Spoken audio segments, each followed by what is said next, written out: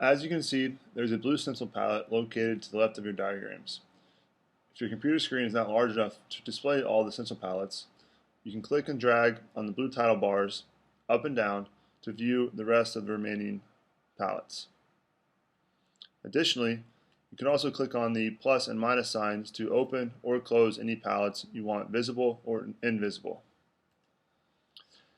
Every stencil within each palette is a drag and drop stencil. Once you've created your new play, it is now time to add your players. To add your players, simply drag and drop the players you'd like onto the court where you would like them to start.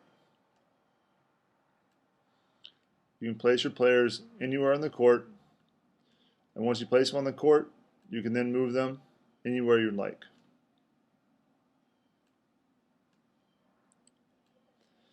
To remove your players, you have three options. You can either select them and hit the Delete Selected Stencil button. You can drag them right off of the Play Editor window screen, or you can simply click on them and hit Delete on your keyboard. These circled players have been designated as the players with the ball. The players such as X1 and X2 have been designated as the defenders. The uncircled players have been designated as the players on offense without the ball. If you would like to add jersey numbers or initials to your players, you can use the XX stencils for that feature. Once you drag those over, a blue text box will appear. Type in the jersey number or initials and hit enter. Now your player will be labeled with the jersey number. If you would ever like to change it to a text, double click back on that stencil and the blue text box will reappear. And now you can simply type in their initials. You also have the option to use the players without the ball the same exact way. The last option you have is to use the combo positions. These can be utilized to show that a player at a particular position is a 1-2, a 2-3, a 3-4, or a 4-5. So in my example, I'm going to put a 3-4 on my wing.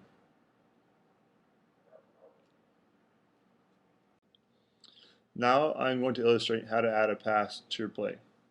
In this play, I want to show a pass from 1 to 2.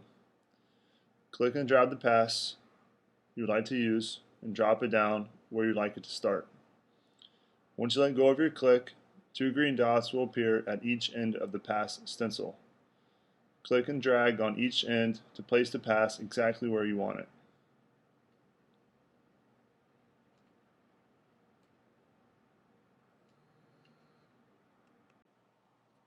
Now I will illustrate how to add a cut to your play. In this play, I want to show one cutting to the ball side corner. So I'll bring over the curve cut and drop it down, beginning at the start of the curve at 1. Once you unclick, you'll notice again you see two red and green endpoints.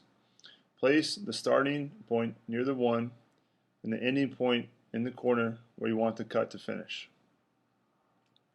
You'll also notice in the curve a yellow dot. Click and drag this yellow marker and adjust the location and amount of curve to place the curve exactly where you want it.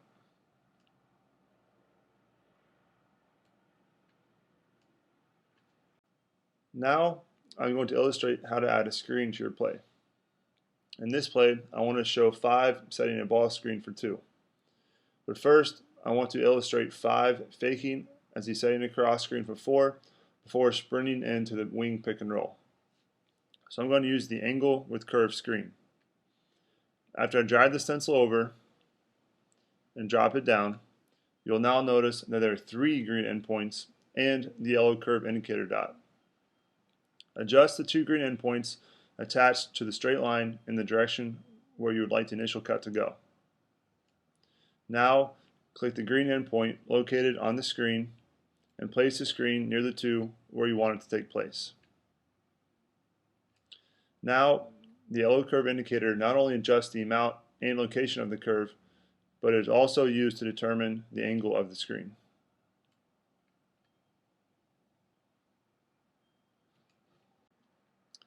The last piece of my play is to add the dribble. In this play, I want to illustrate 2 dribbling off of the ball screen from 5. I'm going to use the curved dribble and drag it over and place it near the 2. After I drag it over, I'm going to adjust the 2 green endpoints in the direction where I want the dribble to take place. Once I finish, I'm going to adjust the yellow curve indicator. Now my play is done. Once you have finished drawing your play, you are now ready to insert text below the frame to describe the action taking place. If you double click anywhere below the frame, a text box will pop up.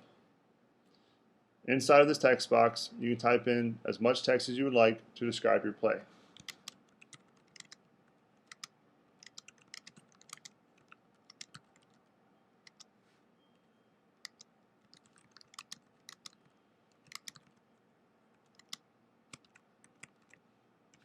Once you're finished, click OK and the text will appear below the frame.